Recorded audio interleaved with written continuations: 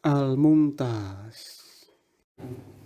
Alhamdulillah, wassalatu wassalamu ala rasulillah wa ala alihi wa ashabihi wa man wala, amma ba'd.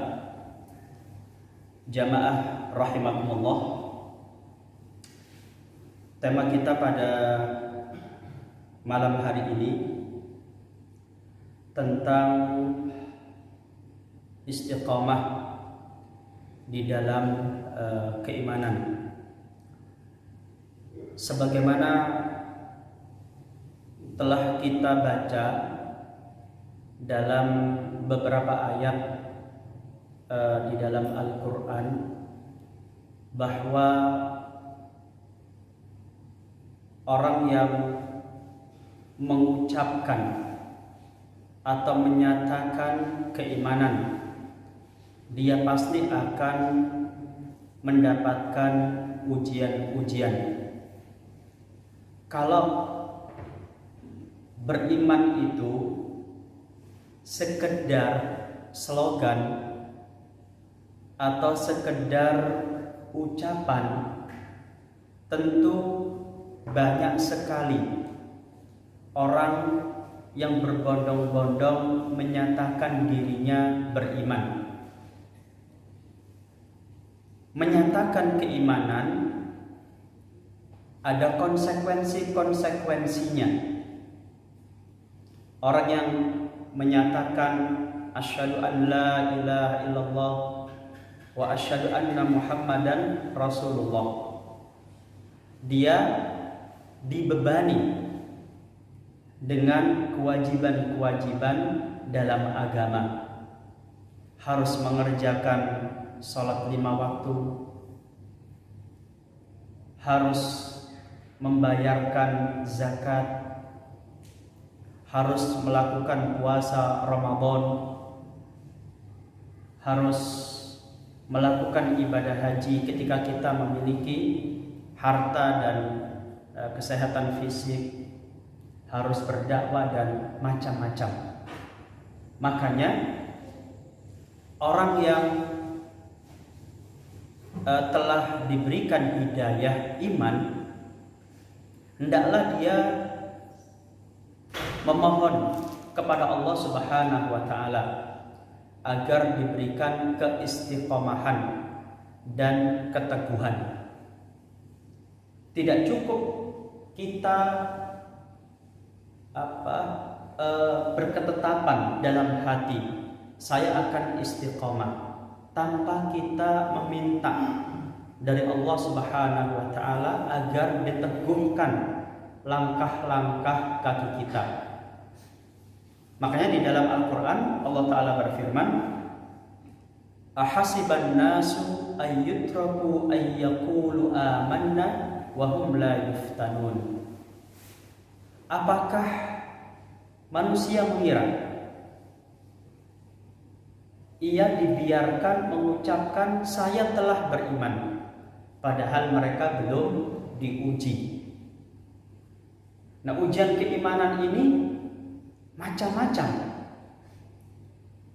Ada yang diuji dengan istrinya, ada yang diuji dengan istrinya. Suaminya mendapatkan taufik dan hidayah. Yang tadinya belum rajin sholat, sekarang rajin mengerjakan sholat. Yang tadinya sholatnya di rumah, sekarang berupaya keras untuk sholat di masjid atau di musola. Istri melihat perubahan suaminya, padahal sebelum itu mereka hidup dalam suasana yang sangat duniawi, sangat hedon. Waktu dihabiskan untuk bersenang-senang. Setiap Sabtu atau sore pergi weekend untuk bersenang-senang. Tapi sekarang terjadi perubahan. Ini malam minggu, suaminya masih di masjid. Ditunggu lama, kok tidak pulang-pulang? Ternyata tengah menyimak kajian ilmu. Pulang ke rumah Mungkin istri protes, bapak ini kok lama sekali, bukankah kita kalau malam Ahad ya, kita akan pergi untuk makan di luar, atau mungkin menikmati keindahan alam di Bogor, atau melakukan apa gitu. Ini ujian gitu kan. Ada juga orang yang dicoba dengan anaknya, ya coba dengan anaknya. Anaknya sulit diperintahkan mengerjakan sholat, subuh dibangunkan sulit sekali, sampai bapaknya harus teriak-teriak. Waktu pergi ke sekolah ternyata tidak pergi ke sekolah, tapi pergi ke warnet atau yang sejenisnya. Ini cobaan gitu. Atau mungkin juga diuji dengan pekerjaan di kantor, macam-macam gitu kan. Nah, di sini Allah Ta'ala mengingatkan, apakah manusia mengira mereka dibiarkan mengatakan saya telah beriman, sementara mereka belum diuji. Makanya doa yang diajarkan oleh Rasulullah SAW, ya muqallibal qulub tsabbit qalbi ala dinik. Wahai zat yang membolak-balikkan hati, teguhkanlah hatiku di atas agamamu. Dalam lafaz yang lain, ya muqallibal qulub tsabbit qalbi ala ta'atik. Wahai zat yang membolak-balikkan hati, teguhkanlah aku di dalam ketaatan kepadamu. Maka kita harus meminta kepada Allah Subhanahu wa Ta'ala agar diberikan petunjuk. Nggak cukup kita hanya menjelaskan tentang agama, kita jelaskan Al-Quran, kita jelaskan hadis Nabawi, kita nukilkan ucapan para ulama, tetapi kalau kita tidak mendoakan, maka belum tentu dia akan terbuka hatinya untuk mengikuti apa-apa yang telah kita sampaikan. Maka apa? Minta, Rabbana hablana min azwajina wa dzurriyyatina qurrata a'yun waj'alna lil muttaqina imama. Meminta kepada Allah Ta'ala agar istri dan anak-anak kita dijadikan sebagai qurratu a'yun. Minta. Makanya sebelum kita menikah, mungkin kalau masih ada yang belum menikah ya, baca doa itu. Rabbana hablana min azwajina wa dzurriyyatina qurrata a'yun waj'alna lil muttaqina imama. Mudah-mudahan diberikan istri yang salihah. Yang sudah menikah dan dulunya tidak biasa membaca doa ini, nah sekarang mulai apa? Dibaca berulang-ulang. Setiap kita selesai mengerjakan sholat ya, kita yang sudah merasakan nikmatnya sholat berjamaah di masjid, yang sudah merasakan asyiknya belajar ilmu, merasakan suasana persaudaraan di antara sesama orang muslim, ini apa? Doakan istri-istri, doakan istri kita, doakan anak-anak kita agar mendapatkan dan merasakan hal yang sama dengan yang ada di dalam hati kita. Jamaah rahimakumullah, di masa sekarang ujiannya lebih beragam dibandingkan di masa lalu. Kalau di masa Rasul Sallallahu Alaihi Wasallam, yang berani masuk Islam itu orang yang betul-betul tahu resikonya, ya, yang berani menyatakan saya beriman kepada Rasulullah SAW, dan risalah yang dibawa olehnya hanya orang-orang yang sudah paham betul tentang resikonya. Keluarganya Yasir radhiyallahu anhum, ya, dari bapaknya, dari bapaknya, ibunya, dirinya sendiri itu mendapatkan cobaan siksaan yang berat. Karena mereka ini apa? Budak. Ammar bin Yasir, ibunya Sumayyah, itu disiksa, ya, disiksa sampai ibunya itu apa? Dibunuh. Perempuan yang pertama kali syahid di dalam sejarah Islam itu adalah perempuan, ya, bukan laki-laki tapi perempuan. Itu Sumayyah radhiyallahu anha ditusuk tombak, kemaluannya sampai tembus ke Masya Allah, itu luar biasa. Tapi dalam kondisi seperti itu dia tidak mengeluh, dia tidak murtad, dan dia tidak meminta maaf kepada musyrikin Quraisy. Bapaknya juga disiksa.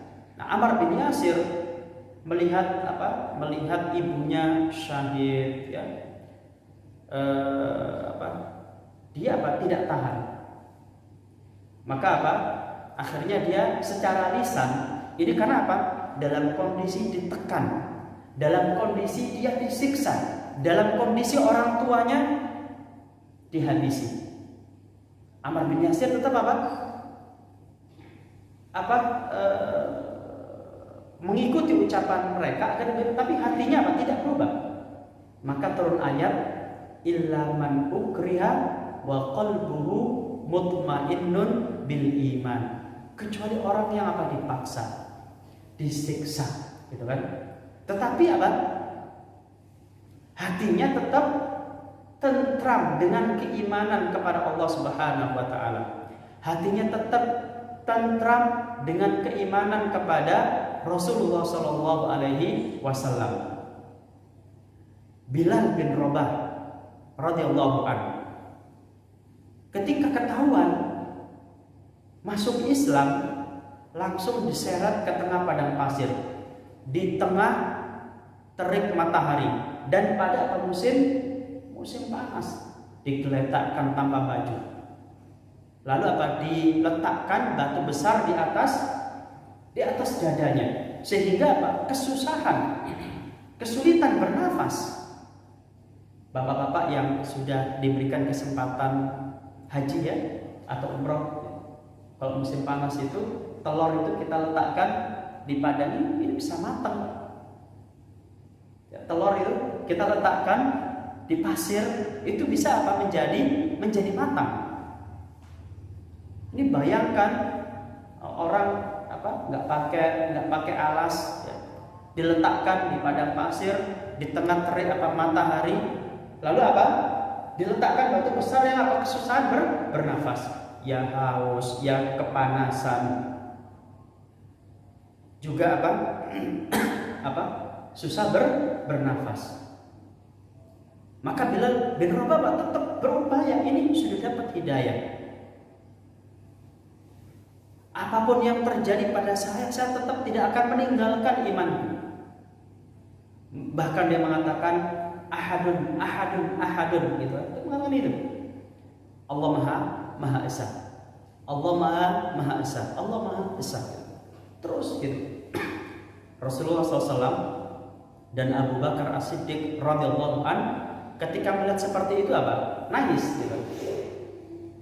Maka Abu Bakar As-Siddiq, nah ini salah satu keutamaan Abu Bakar, hartanya itu dipergunakan untuk membebaskan orang-orang muslim yang berstatus sebagai budak. Hartanya itu, dia termasuk orang yang sangat kaya raya. Hartanya itu dibelanjakan memerdekakan Bilal bin Rabah di antaranya. Banyak yang dimerdekakan dan itu ditebus dengan harga yang sangat besar. Nah, kenapa Allah memuji kita? Ya, kenapa Allah memuji kita? Kalau di masa lalu seperti, nah sekarang ujiannya lebih beragam. Ya, ujiannya lebih beragam. Dan banyak orang-orang muslim karena tidak paham tentang ujian keimanan ini, mereka kemudian mengikuti bujukan dunia. Oh, nggak apa, cuma sedikit, gitu kan? Nggak apa-apa sekarang aku melakukan kezaliman, nanti kalau sudah pensiun aku akan tobat. Nggak bisa seperti itu. Di dalam surat Ali Imran, Allah Ta'ala mengatakan bahwa ujian itu bertujuan, yang pertama, ya, untuk mencuci dosa-dosa kita. وَلِيُمَحِّصَ الَّذِينَ آمَنُوا وَيَمْحَقَ الْكَافِرِينَ. Dalam Ali Imran ayat 141, ya, agar Allah mensucikan orang-orang yang beriman. Ini maknanya bisa dua. Yang pertama maknanya Allah akan membersihkan dosa-dosa yang kita miliki dengan ujian itu. Makanya kalau dapat apa? Dapat musibah, disyariatkan kita mengucapkan inna lillahi wa inna ilaihi raji'un. Allahumma ajirni fi musibati. Ya Allah, berikanlah pahala atas musibah yang menimpa diriku. Maka kita minta pahala. Maka apa? Hati kita tetap ridho kepada qada dan qadar Allah Subhanahu wa taala, ya. Lisan kita tidak mengucapkan umpatan atau celaan sedikit pun. Yang keluar adalah doa. Inna lillahi wa inna ilaihi raji'un. Ini adalah sebuah bentuk pengakuan kepada Allah Subhanahu wa taala bahwa kita miliknya. Apa yang ada pada diri kita bukan milik kita. Kita serahkan semuanya kepada Allah Subhanahu wa taala dan kita meminta pahala atas ujian atau musibah yang kita alami. Allahumma ajirni fi musibati. Ini pokoknya orang muslim itu enak. Ya. Dalam hadis Nabi dikatakan apa? Ajaban li amril mu'min, inna amrahu kullahu khair. Sungguh menakjubkan urusan orang mukmin itu, semuanya baik. In asabathu dharra sabar. Kalau dia ditimpa dharra, ditimpa kesusahan, ditimpa bencana, ya, ditimpa sakit dan sejenisnya, dia bersabar. Maka itu apa? Baik. Kenapa? Sabar itu membuktikan bahwa kita masih memiliki iman. La imana liman la sabra lahu. Enggak ada iman bagi orang yang tidak mau bersabar. Dalam penutup Ali Imran, Allah Ta'ala memerintahkan kita agar memaksa diri kita bersabar. Ya ayyuhalladzina amanu sabiru wasabiru. Wahai orang-orang yang beriman, bersabarlah dan paksa dirimu untuk bersabar. Paksa diri untuk bersabar. Jadi terkadang kita bisa sabar, tetapi pada sebuah kesempatan ternyata apa, ada gejolak di dalam hati, ada pemberontakan karena kita pemberontakan kenapa? Melihat kezaliman. Allah perintahkan apa? Wasabiru, paksa dirimu untuk bersabar agar kamu tidak melakukan kecerobohan dan kebodohan sehingga kamu akan menyesal nanti. Maka itu yang pertama maknanya. Kedua, ujian itu bertujuan untuk membersihkan barisan orang-orang Islam dari orang-orang munafik, dari orang-orang mardhal qulub, orang-orang yang hatinya penuh dengan penyakit hati. Nah, ini dibersihkan. Jadi bukan hanya apa dosa kita yang dibersihkan, tetapi barisan kita juga akan dibersihkan oleh Allah Subhanahu wa taala. Kenapa demikian? Karena Islam itu tidak bisa tegak di muka bumi ini kecuali oleh orang-orang yang sudah lulus seleksi. Ya. Islam tidak bisa tegak di muka bumi kecuali oleh orang-orang yang sudah lulus ujian, yang sudah lulus seleksi. Kalau yang nggak lulus ujian, yang terjadi apa? Jadinya mudah. Kalau ada orang Islam mendapatkan ujian, mencemooh, mencela, ikut bergembira. Kalau apa? Kata orang Jakarta apa? Syukurin lo gitu. Kalau orang Jawa bilang apa? Kapok gitu ya. Kalau orang Jawa bilangnya apa? Kapok gitu. Nah, ini menunjukkan memang apa?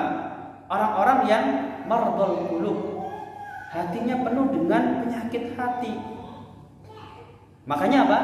Dia bertepuk tangan. Tetapi Nabi SAW mengingatkan, la tazalu ta'ifatun min ummati dhahirina 'alal haq la yadurruhum man khadalahum. Akan selalu ada di tengah umat Islam ini sekelompok orang yang menegakkan kebenaran, memperjuangkan keadilan, tidak akan membahayakan mereka orang-orang yang mengacungkan mereka. Ini tujuannya. Wa yamhaqal kafirin. Yang kedua tujuannya, Allah ingin menghancurkan orang-orang kafir. Jadi nggak mudah, Pak.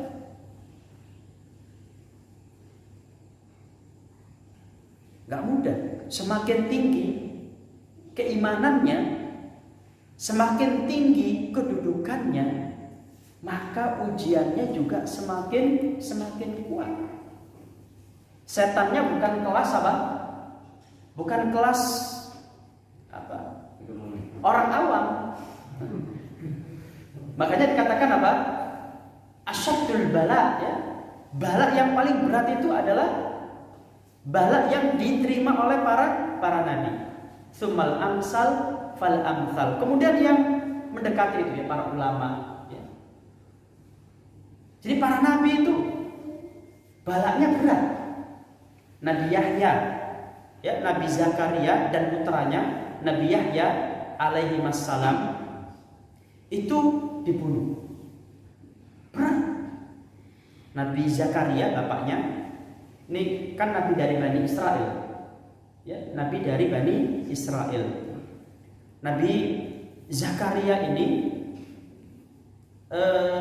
setelah punya anak Nabi Yahya, itu keduanya apa? Dibunuh. Tidak cukup di situ, tubuhnya apa? Dicincang-cincang. Tetapi Allah apa? 70.000 orang yang terlibat pada itu semuanya apa? Dibunuh. Makanya Imam As-Suddi, ya, mengatakan tidaklah suatu kaum yang membunuh seorang nabi atau membunuh sekelompok penyeru kebenaran dari kalangan orang-orang mukmin kecuali Allah akan menghancurkan dan membinasakan mereka. Dalam kitab-kitab tafsir seperti tafsir Al-Wasit, ya, itu dikatakan ada 70 orang yang apa? Yang terbunuh karena apa? Kejahatan membunuh nabi. Nabi Musa ini, Nabi Musa itu nabi yang paling besar dan agung dari kalangan nabi-nabi Bani Israel. Dapat kemuliaan yang tidak diberikan kepada semua nabi. Allah Ta'ala berbicara langsung kepadanya. Wa kallamallahu Musa taklima. Allah Ta'ala berbicara kepada apa? Nabi Musa. Bukan Nabi Musa berbicara kepada Allah. Itu waktu setelah berhadapan dengan Fir'aun. Waktu itu beliau belum diangkat menjadi baru calon nabi, ya, baru calon nabi. Ketika terjadi keributan antara orang dari Bani Israel dengan orang Kipti. Lalu Nabi Musa menolong orang dari kaumnya ini. Sekali pukul ternyata langsung mati. Dan Nabi Musa alaihissalam nggak bermaksud mencelakakannya, nggak bermaksud membunuhnya, tetapi karena memang kekuatannya itu apa? Luar biasa. Hanya ditempeleng atau langsung apa? Ternyata ini Nabi Musa itu. Apa yang terjadi? Al-Quran menceritakan bagaimana Nabi Musa kemudian merasa apa? Merasa takut, merasa khawatir. Karena apa? Dia sudah apa? Memukul orang, kemudian orangnya celaka gitu kan. Malam-malam Nabi Musa itu waktu, jadi jangan mencibir ya kalau ada pejuang yang apa, yang sembunyi atau enggak. Nabi Musa ini Nabi Musa itu malam-malam keluar dari kota, dari Mesir, tengok kanan, tengok kiri, di depan ada orang atau tidak. Al-Quran menggunakan bahasa yataraqab, bahasa yang sering kita kenal apa? Muraqabah. Jadi diawasi ada orang atau tidak. Nggak ada, beliau jalan terus sampai ke Madain di Yordania sekarang. Di sana, nah ini ujian juga. Seorang nabi juga diuji. Pergi dari Mesir yang tadinya hidup apa di istana berkecukupan, ya, orang-orang hormat kepadanya karena dia menjadi anak angkatnya Firaun. Sekarang di Madain di Yordania, nggak punya harta, nggak punya rumah, nggak ada saudara di sana. Makanya doanya apa?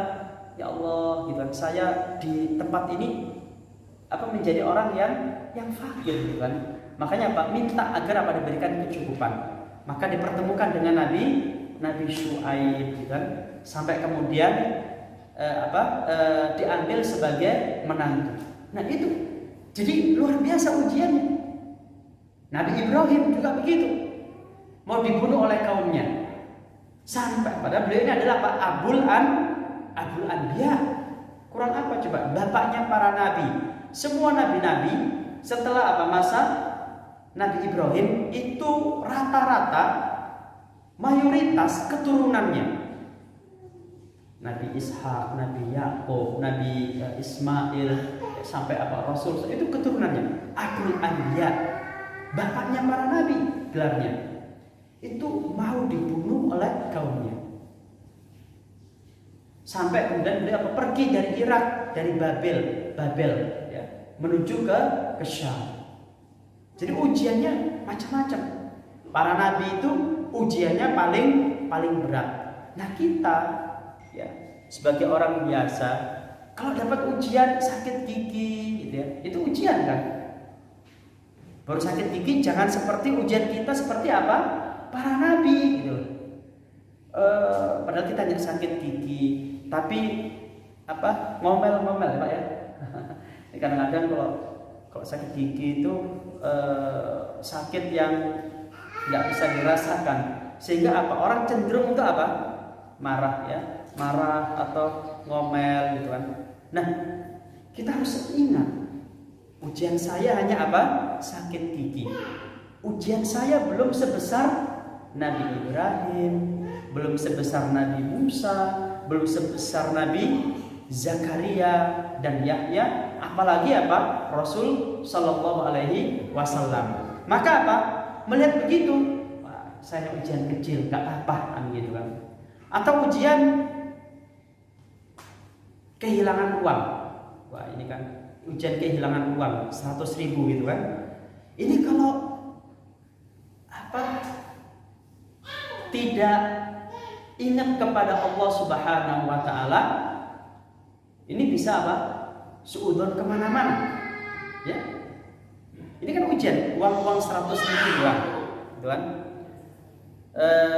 Kalau kita tidak bisa menjaga hati kita, ya, tidak bisa menjaga iman kita di dalam hati ini, yang terjadi apa?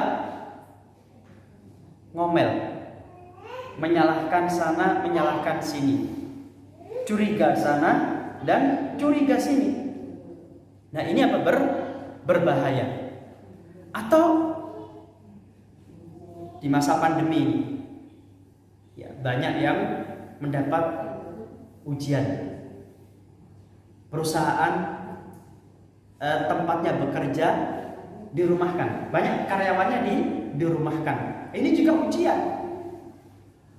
Makanya Allah mengingatkan, wala nabluwannakum bisyai'im minal khaufi wal ju' wa naqsin minal amwali wal anfusi wath thamarat wa basyiris sabirin. Allah berjanji akan apa? Menguji dengan rasa takut. Rasa takut ini seperti apa? Takut kehilangan istri. Misalnya gitu, takut kehilangan istri. Apa? Suaminya sudah apa? Ya sudah istiqomah, tinggal istrinya, gitu kan? Istrinya mengancam, kalau bapak tidak kembali lagi seperti dulu, saya akan apa? Menggugat cerai. Wah, bahaya itu. Dia apa? Bahaya itu. Ujian yang berat bagi laki-laki itu apa? Bercerai. Sampai kata Syekhul Islam Ibnu Taimiyah, tidak ada ujian yang lebih berat bagi laki-laki kecuali apa? Berpisah dengan istrinya. Itu berat.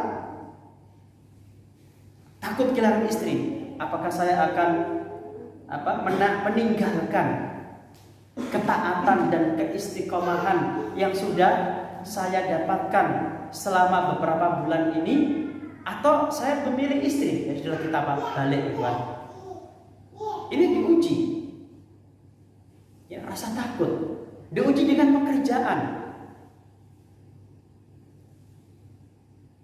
HNS ya, kadang-kadang diuji itu. Diuji dengan apa? Peraturannya disuruh apa? Disuruh jujur. Harus melayani. Tapi ada orang yang berupaya untuk apa? Menyuap. Nah, ini ujian juga itu. Diambil tidak, diambil tidak, diambil tidak. Apalagi nilainya apa? Besar, gitu kan? Ini ujian, gitu kan? Kalau kalah dengan amplop itu, berarti apa? Iman kita sudah apa? Sudah kalah. Ujian, rasa takut. Kamu kalau nggak mau melakukan ini, kamu akan saya apa? Pindahkan ke bagian lain yang apa? Wah, gitu. Saya bertemu dengan bapak-bapak di daerah, gitu kan?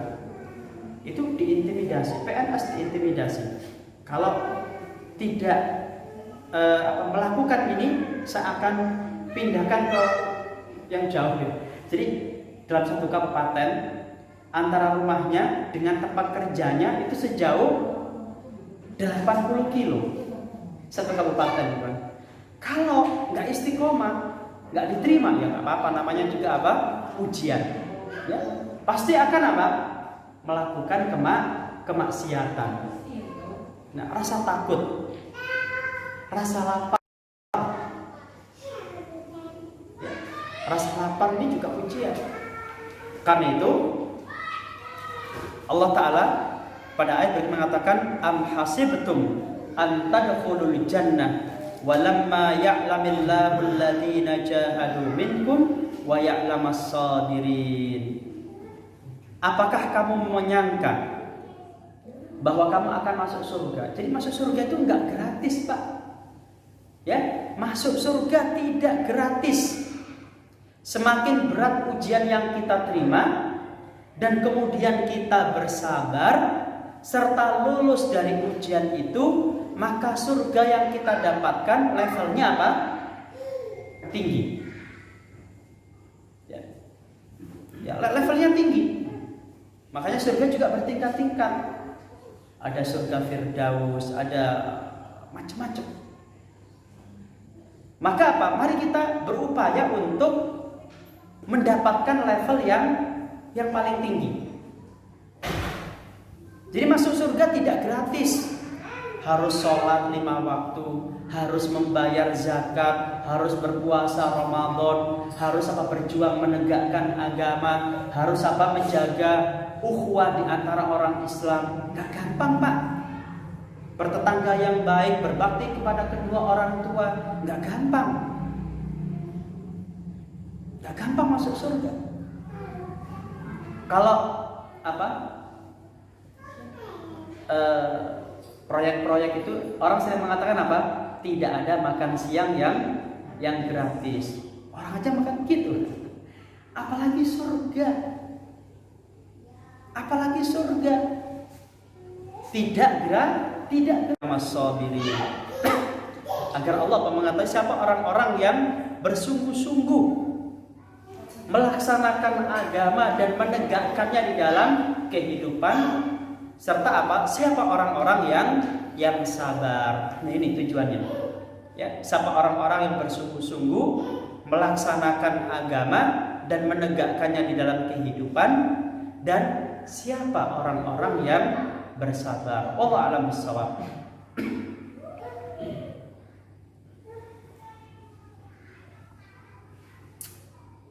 Mungkin ada pertanyaan?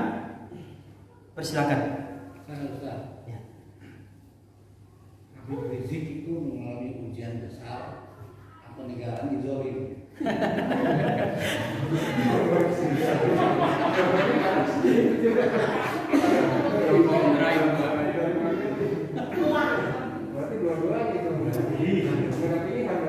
Iya, itu ujian bagi beliau.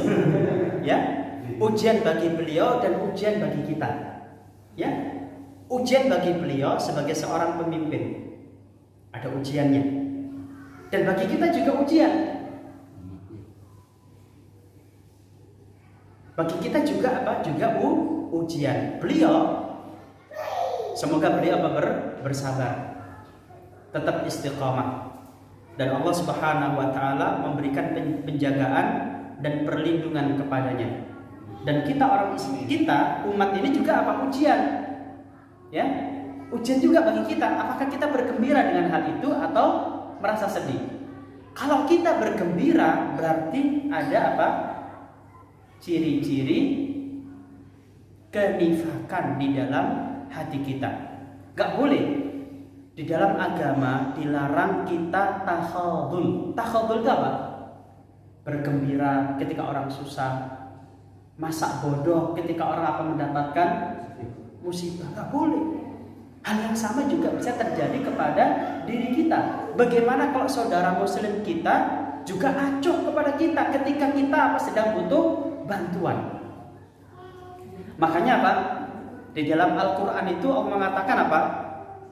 Ketika bercerita tentang Nabi Musa dan Nabi Harun, Allah mengatakan sanashuddu abubaka bi akhika. Aku, kata Allah Ta'ala, akan menguatkan kamu apa dengan saudaramu. Ya, jadi kunci kita sekarang itu lolos dalam ujian, perkuat ukhuwah Islamiyah. Ya, perkuat ukhuwah Islamiyah. Ini kuncinya, karena Allah mengatakan sanashuddu al-budaka bi akhika. Kami akan apa? Menguatkan kamu wahai Nabi Musa dengan saudaramu. Ingat, berarti apa? Selama persatuan dan kesatuan umat Islam terjaga, selama hak-hak bersaudara itu kita tunaikan, insya Allah ujian ini bisa kita lalui bersama-sama, baik Habib Rizik maupun kita. Yang kedua, setelah masa ini bagi namanya ibtila, ya, ibtila namanya kan. Setelah masa ibtila akan ada masa apa? Tamhis. Yang tadi saya bacakan ayatnya, dan maknanya kan tadi saya sampaikan bisa dua. Pertama, Allah akan membersihkan dosa-dosa kita. Yang kedua, Allah akan membersihkan barisan orang-orang Islam. Nah, di masa tamhis ini ujiannya berat. Mungkin ada yang gugur, mungkin ada yang dipenjarakan, mungkin ada yang diintimidasi, macam-macam, tergantung kedudukannya, tergantung kedudukan. Tapi perintah Allah apa? Ya ayyuhalladzina amanu sabiru wasabiru. Wahai orang-orang yang beriman, bersabarlah dan paksa dirimu bersabar. Jangan melakukan perbuatan-perbuatan yang justru merugikan kita secara keseluruhan. Jangan terprovokasi, ya.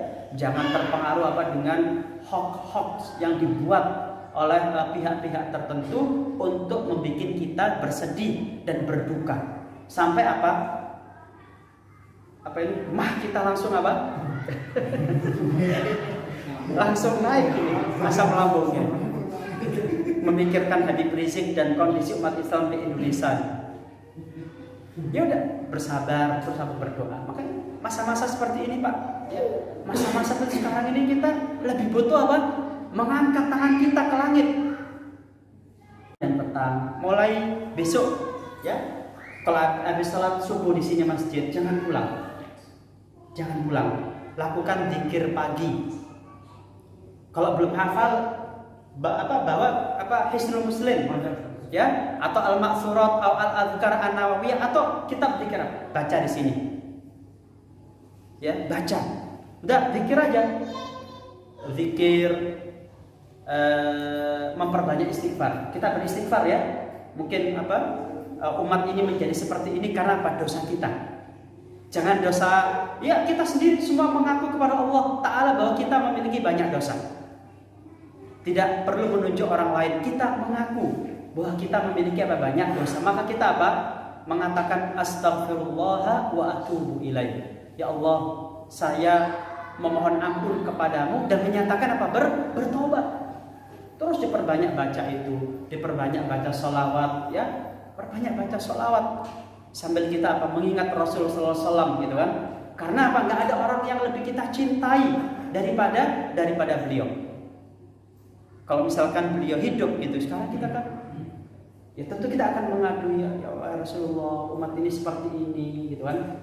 Pecah belah, pemimpinnya dizalimi, yang lain pada takut berbicara. Ya udah, perbanyak baca sholawat. Yang kedua, perbanyak baca hauqalah. La haula wala quwata illa billah. Niatkan untuk keselamatan umat Islam dan para pemimpin dan umatnya. Udah baca itu aja. Mumpung masa pandemi kita nggak banyak aktivitas, ya. Salat duha terus baca begitu. Niatkan. Udah malam, Pak, jangan lupa malam. Mari kita bangun malam. Ya. Mari kita bangun malam, lakukan qiyamul lail. Menangislah kita kepada Allah Subhanahu wa taala. Mari kita beristighfar lagi. Lalu berdoa bagi keselamatan para ulama kita, terutama Habib Rizik yang sekarang sedang mendapatkan ujian, ya. Itu yang bisa kita lakukan. Ya, itu aja. Lakukan zikir pagi, zikir petang. Ada waktu kosong kita tidak ada aktivitas, ya duduk menghadap kiblat, ya. Lakukan zikir, baca sholawat, membaca hauqalah. Malam kita bangun terus gitu. Masa langit penduduk langit tidak tergetar dengan doa-doa kita, dengan zikir-zikir kita, dengan tadarruk kita kepada Allah Subhanahu wa taala. Enggak usah khawatir, Allah itu maha berkuasa. Ya. Allah berkuasa. Enggak usah khawatir. Tetap tetap tenang dengan keimanan kita, ya. Sesuatu yang memang kita tidak mampu menyelesaikannya, maka Allah akan selesaikan. Ya. Sampai sejauh ini saya melihat beliau itu dijaga. Ya, sampai sejauh ini saya melihat beliau itu dijaga. Kasus waktu yang 6 orang itu hilang gitu kan. Itu justru ada pihak yang mengakui melakukan perbuatan tersebut. Padahal para pengamat itu sudah mengatakan kalau itu nggak ada pengakuan itu nggak akan terjadi kayak begini. Ya, tapi itulah makanya innallaha ala kulli syai'in qadir. Allah Maha berkuasa. Di dunia ada orang berkuasa, tetapi di atas orang yang berkuasa ada yang kekuasaannya tidak terbatas. Tidak ada seorang pun di langit maupun di bumi yang sanggup untuk melemahkan Allah Subhanahu wa taala. Kalau Allah sudah berkehendak, pasti kehendaknya akan terjadi. Pasukannya Allah itu banyak. Jadi gak usah khawatir. Mari kita perbaiki diri kita, ya perbaiki diri kita. Mari kita jaga sholat 5 waktu kita, ya. Kita perbanyak tilawah Al-Quran, kita perbanyak zikir pagi, zikir petang, membaca hauqalah, membaca salawat. Malam kita bangun, ya. Ada orang yang kesusahan kita tolong. Mudah-mudahan apa? Penduduk yang di langit itu apa? Bergetar. Waktu saat